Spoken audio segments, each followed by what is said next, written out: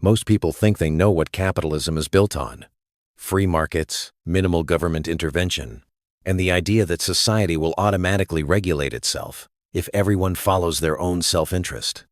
When you ask about the source of this idea, you almost always get the same answer: a man in a powdered wig, the father of economics, the prophet of laissez-faire, Adam Smith.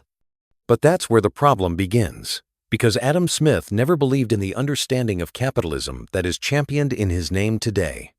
Ironically, those who quote him most are the very people Smith specifically warned against. Welcome to this story, where money, power, and history collide. And let's say it up front: nothing is as simple as it seems.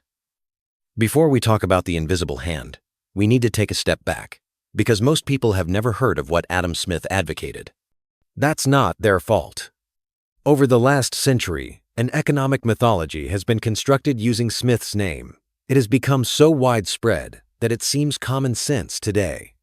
According to this mythology, the state stays out of the economy. It must stop. Markets must be freed. Competition should naturally create prosperity. This idea was later given a French name: laissez-faire. Let it go, or more accurately, hand it over. According to the story, Adam Smith invented this idea. He believed that markets should be left to their own devices. He trusted greed more than government, and he thought that unregulated trade was the purest form of human progress. A beautiful, simple, and ideologically very useful story. But there's a small problem. Adam Smith never said any of this. Not once. In fact, if Smith were to see the system we call the free market today, he would probably ask only one question: who rewrote my book, and why removed all my warnings? Now let's return to Adam Smith's real world. Not the version described in slogans, but the world he actually lived in. Smith was born in Scotland in 1723, in a society of harsh winters, limited opportunities, and where birth was more important than talent. At that time, Britain was not a free market country. It was a mercantilist empire. Trade was controlled by royal monopolies. Prices were set by guilds. Industries were in the hands of cartels. And global trade was managed by the East India Company, which had its own army and acted more like a sovereign power than a corporation. This was the world Smith studied.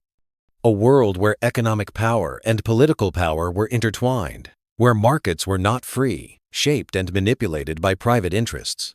And Smith spent much of his life warning about this. When merchants gained too much power, they used the rules to their advantage. He even has a famous quote: "People in the same profession rarely get together, but conversation almost always ends in a conspiracy against the public." So he was clearly saying, when businessmen get together, society loses.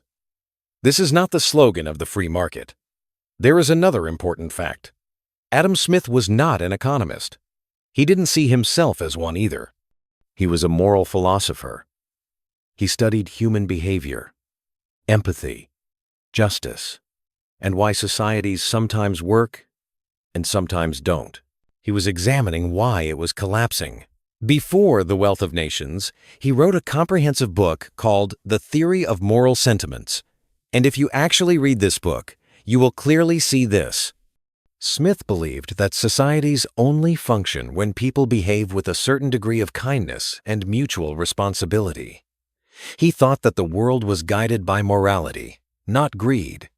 And now we come to a concept that everyone knows but almost no one understands: the invisible hand, the sacred metaphor of modern capitalism. But here is a surprising fact. Adam Smith used this phrase only 3 times in all his writings. 3. And none of these uses say, markets correct themselves. It doesn't say, let the corporations go free and everything will be fine. It doesn't say, regulation is bad. On the contrary, it implies the opposite. For Smith, the invisible hand was not the rule, but the exception. It was not an economic law, but the accidental production of a good result by human behavior. The first use is related to superstition, the second to fear. The third to the physical aspect of the gluttony of the rich, with its limits. So Smith's three invisible hands were superstition, fear, and the limits of greed. It doesn't quite fit with the neoliberal Holy Trinity. Yet, in the 20th century, this metaphor was transformed into a doctrine. Chicago school economists, Reagan-era politicians, corporate lobbies, and think tanks turned the invisible hand into a weapon. This metaphor was no longer used to understand markets, but to defy the rules. Yet Smith spent half his career warning that corporations, left unchecked, would corrupt markets. But throughout history, the same thing happens. The powerful take the phrase that suits them and silently discard the rest. Look around us today.